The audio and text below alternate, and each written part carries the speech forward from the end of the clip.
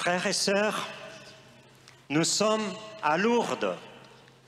Et vous savez, une des choses qui passe à Lourdes, que Bernadette reprend ce que dit la Vierge Marie, et la Vierge Marie reprend ce qu'elle a dit son fils Jésus. Et qu'est-ce qu'il a dit Jésus? Il a dit, c'est vous qui en êtes les témoins. Dit autrement, c'est vous les chargés à aller dire aux autres la chose la plus impressionnante, la plus extraordinaire qui est passée dans l'histoire de l'humanité, c'est que le Christ est mort, il est ressuscité, et il nous donne l'opportunité de la conversion, c'est-à-dire de changer nos vies, et du pardon du péché, c'est-à-dire d'être libérés de ces liens des morts pour que nous puissions vivre et vivre en plénitude. C'est ça qu'a dit Jésus. Et après, on arrive à Lourdes, et Marie dit à Bernadette, allez dire,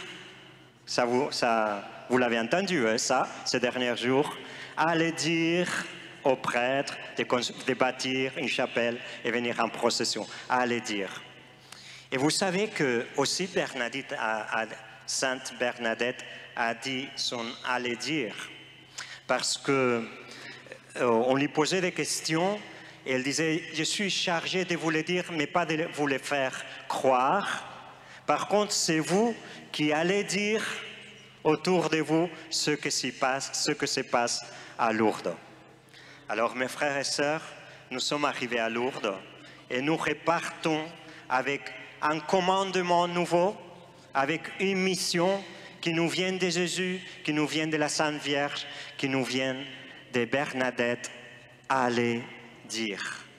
Ce n'est pas le thème de la session, ce n'est pas le thème pastoral de Lourdes. C'est une mission que Jésus, la Vierge et Bernadette te donnent pour toi. Va dire, va partager, va annoncer ce que tu as vécu ici. Tout à l'heure, on va voir un témoignage d'une sœur de la communauté, Valtrau, elle habite à Medjugorje. Elle raconte qu'en partageant avec les jeunes, un jeune, il partageait sur l'amour de Dieu, et un jeune après s'est approché d'elle et lui a dit, comment c'est possible? Personne nous avait parlé de l'amour de Dieu. Et je me pose la question, combien de mes amis, combien de mes voisins, de mes collègues de travail, de ma famille, pourraient dire, personne ne m'a parlé de l'amour de Dieu? Toi, pourquoi tu ne m'as parlé de l'amour de Dieu? Quelle grande responsabilité nous avons, frères et sœurs. Et c'est vrai qu'on peut se poser la question. Parfois, je vois un collègue de travail qui vit super, hein, et je me dis, mais lui, il a besoin de l'amour de Dieu? Il a soif de quelque chose? Eh bien, mes frères et sœurs, tout homme, toute femme, aussi soit riche que pauvre, intelligent, que pas trop cultivé, jeune, au plus vieillard, tout le monde a besoin, a soif de l'amour, d'entendre la bonne nouvelle de l'amour de Dieu. Parce que nous sommes faits comme ça. Je vais vous montrer un petit témoignage. Je ne sais pas si vous connaissez Waititi. Quelqu'un connaît qui c'est Waititi? Lui? Vous les connaissez? Non, peut-être vous ne les connaissez pas. Hein? Bon, Waititi, c'est son nom maori, il est de la Nouvelle-Zélande. Hein? Son nom, pas maori, c'est David Cohen. Bon, c'est un nom juif 100%, mais tout le monde les connaît, tout le monde qui les connaît par Waititi. Il est réalisateur de cinéma, vous voyez, avec un Oscar qu'il a gagné. Et peut-être si je vous dis que c'est lui le réalisateur du film Thor. Vous avez entendu? Vous les connaissez, hein? Vous avez vu les films Marvel, hein? Là, on vient on peut se voir là en juillet, le dernier film de Thor. Et c'est intéressant parce que dans ce dernier film, c'est Thor, Love and Thunder. Hein? C'est-à-dire l'amour et le trueno. Dans l'orage, il y a les éclairs et les tonnerres. Hein? L'amour et les tonnerres. Hein? Alors, ce dernier film de Thor, Salut Thor, c'est il s'agit d'un humain, bon, un extraterrestre, mais on va dire un humain, une personne, que toute sa planète, elle était dans une grande crise. Ils ont commencé à prier les dieux, mais les dieux n'ont pas répondu. Alors, il dit que les dieux, ils pensent seulement à eux-mêmes. Et ils décident de tuer tous les dieux. Alors, il va par l'univers en tuant tous leurs dieux. Le dieu de l'Olympe, Zeus, etc. Donc, Thor, il va sauver les dieux de ces méchants qui va tuer les dieux. Alors, à cause de ces films, on lui a fait une interview dans un journal espagnol il y a 2 semaines. Et on lui disait, mais bon, dans ce film, vous parlez de la religion, c'est évident. Mais alors, est-ce que vous êtes croyant?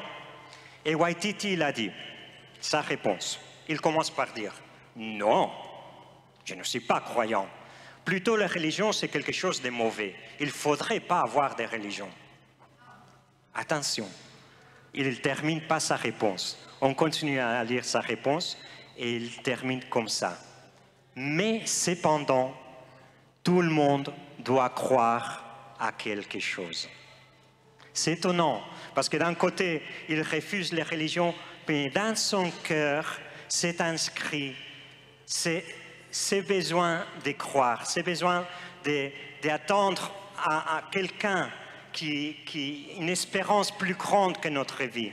Et en fait, un peu plus tard dans cette interview, il dit, parce que s'il existe une divinité, cette divinité, elle pourrait avoir qu'un seul prénom, c'est l'amour. Je ne pense pas qu'il était en train de citer Première des Gens 2, 4. Vous savez bien ce qu'il dit. Première des Gens 2, 4. C'est les versets les plus importants de la Bible. Vous ne savez pas ça, ce qu'il dit là? Non? Non? Cherchez dans votre téléphone, vite. Non? C'est le plus important parce qu'il dit, qu'est-ce que c'est Dieu? Et Jean, dans la première lettre des Jean 2, 4, il dit, Dieu est amour. Un athée qui est en train de citer, sans le savoir, la parole de Dieu. Étonnant, hein? C'est comme l'âne de Balaam, qui citait aussi, qui prophétisait. Il était un âne. Je ne dis pas à Waititi que tu es un âne, mais c'est curieux parce que, vous voyez, c'est inscrit. L'ange gardien.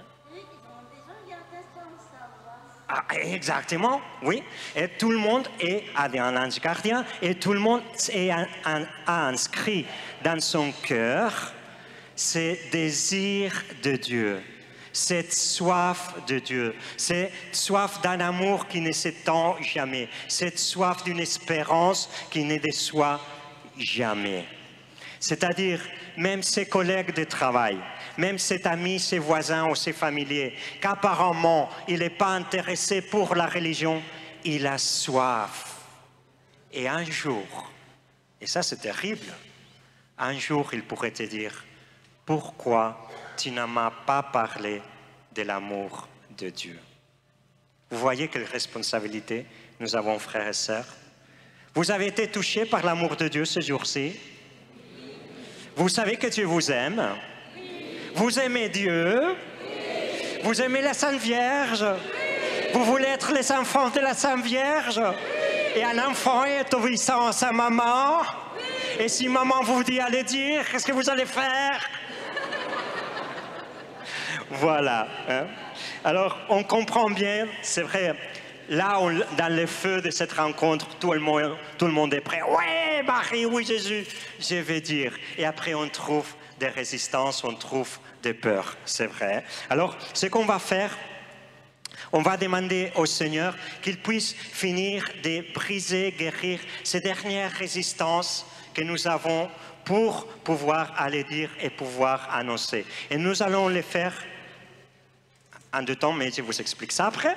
La première chose qu'on va faire, c'est, écoutez, parfois un des problèmes qu'on pense pour l'évangélisation, c'est que la parole de Dieu, l'annonce de la bonne nouvelle, n'est pas efficace. Est-ce que vous croyez que la parole de Dieu n'est pas efficace?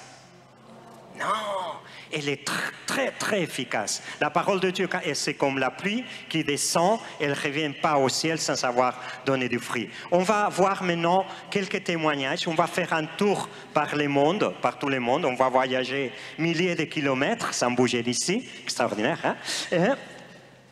Pour entendre des témoignages qui vont nous raconter dans différents pays comment ils ont reçu la bonne nouvelle, comment il y a des missionnaires qui sont allés leur dire la bonne nouvelle, ils l'ont reçue dans leur pays, dans leur culture, dans leur histoire personnelle et qui vont nous inviter à notre tour à être nous aussi missionnaires. Accueillons ces témoignages d'abord comme une assurance que l'annonce de l'Évangile est puissant et il change le cœur. Et aussi laissons dans notre cœur grandir ces désirs. Après, on va voir nos résistances et nos peurs. Mais pour l'instant, frères, sœurs, laisse que dans ton cœur puisse agir ces désirs. Oui, je veux être apôtre. Je veux être envoyé par toi, Jésus. Je veux être envoyé par toi, Marie. Je veux aller dire à celui, à celle auquel tu vas m'envoyer. Vous êtes d'accord? Alors, on va regarder ces vidéos dans cet esprit avec un cœur ouvert et on va se laisser interpeller par ces témoignages extraordinaires des 4 points du monde. Exhortation qui a été donnée par un diacre permanent, catalan d'origine, qui maintenant a sa mission à Valence. Il a la chance de pouvoir suivre un de ces carrefours, c'était hier. Quelqu'un me l'a senti très sympathique.